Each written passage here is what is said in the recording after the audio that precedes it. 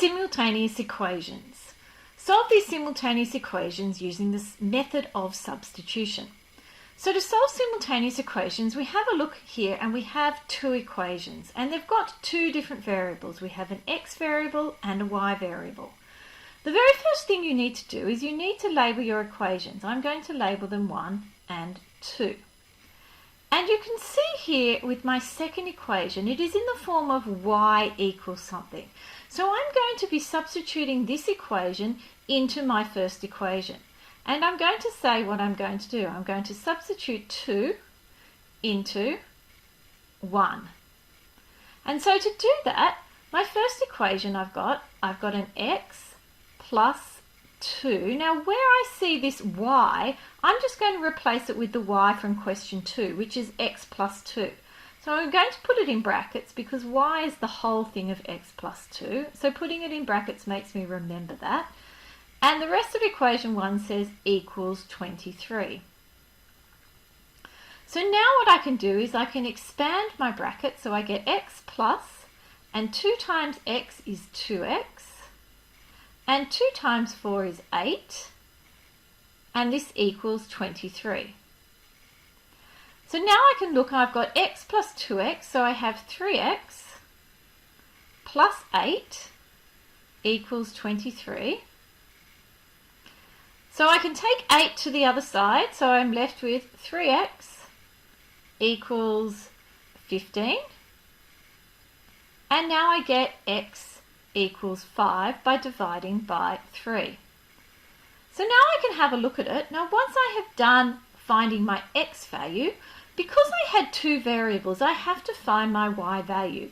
Now I can substitute x equals 5 into either equation 1 or equation 2, but I'm going to substitute it into equation 2 because it's already in the form of y equals, and so it's going to make my life a little bit easier. So substitute x equals 5 into, and remember to say what you're doing, equation 2.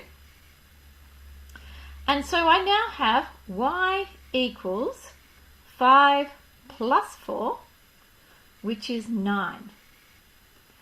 So now I have two solutions. Now once I've come up with the answers, I should really do a small check to make sure my answers are correct.